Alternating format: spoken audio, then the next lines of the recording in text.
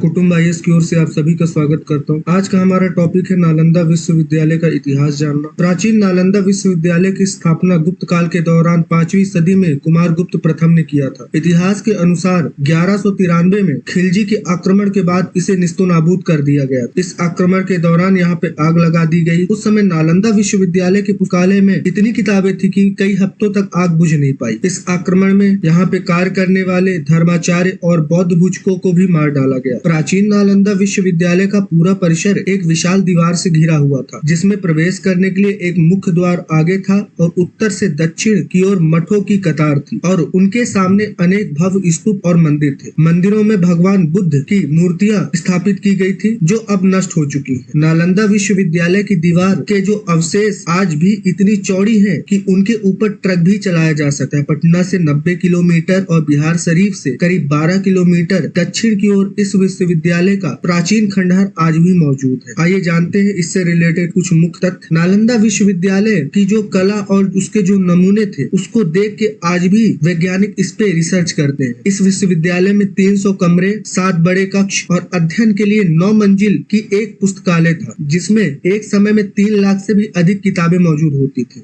नालंदा को तक्षशिला के बाद दुनिया का दूसरा सबसे बड़ा विश्वविद्यालय माना जाता। वहीं आवासीय परिसर के तौर पर यहाँ पर पहला विश्वविद्यालय यह 800 साल तक अस्तित्व में रहा। इस विश्वविद्यालय में मेरिट के आधार पर होता था। यहाँ छात्रों को निःशुल्क शिक्षा दी जाती थी। इसके साथ ही उनका रहना, खाना पीना पूर्णतया निःशुल्क होता था। इस विश्वविद्यालय में एक समय में 10,000 से भी ज्यादा विद्यार्थी शिक्षा ग्रहण करते थे। 2007 से ज्यादा अध्यापक थे जो उन्हें शिक्षा देते थे। नालंदा में सिर्फ भारत के ही नहीं बल्कि कोरिया, जापान, चीन, तिब्बत, इंडोनेशिया, ईरान, ग्रीस, मंगोलिया समेत आदि कई दूसरे देशों के लोग भी आके पढ़ाई करते थे। नालंदा की स्थापना 5वीं सदी में गुप्त वंशज सम्राट अशोक कुमारगुप्त ने की थी। नालंदा विश्वविद्यालय की स्थापना गुप्त वंश के सम्राट कुमारगुप्त ने की थी। इस महान सम्राट हर्षवर्धन और पाल शासकों को भी संरक्षण मिला। नालंदा की खुदाई के दौरान ऐसी कई मुद्राएं भी मिली, जिससे यह बात की पुष्टि होती है कि इस विश्वविद्यालय की स्थापना का उद्देश्य ज्ञान प्रदान करना। ऐसा भी माना जाता है कि गौतम बुद्ध ने कई बार यहाँ की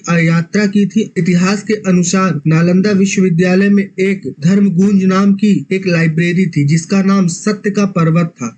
लाइब्रेरी के 9 मंजिल में 3 भाग थे। नालंदा के छात्र को literature, astrology, psychology, law, economics, science, warfare, ethics, इतिहास, मैथ आदि चीजों की पढ़ाई करवाई जाती। इस विश्वविद्यालय में कई महान विद्वानों ने भी पढ़ाई की थी। धर्मकीर्ति, आयुर्वेद, नागार्जुन आदि के नाम इसमें शामिल है। नालंदा यूनिवर्सिटी का इतिहास चीन के हेनसेंग और इनसिंग ने खोजा था। ये दोनों ही 7वीं शताब्दी में भारत आए थे। इन दोनों ने चीन लौटने के बाद नालंदा के बारे में विस्तार पूर्वक लिखा और इसे विश्व का सबसे बड़ा विश्वविद्यालय बताया। इस विश्वविद्यालय की यह खास बात थी कि यहाँ लोकतांत्रिक प्रणाली से भी कार्य होता था। कई बार भी ऐसे फैसले और सहमति लिए जाते थे, मतलब सन्यासियों के साथ टीचर्स और स्टूडेंट भी अपनी राय देते थे। खुदाई के दौरान यहाँ 1.5 लाख वर्ग किलोमीटर में नालंदा यूनिवर्सिटी के अवशेष मिले हैं। ऐसा माना जाता है कि यह यूनिवर्सिटी का 10वां प्रतिशत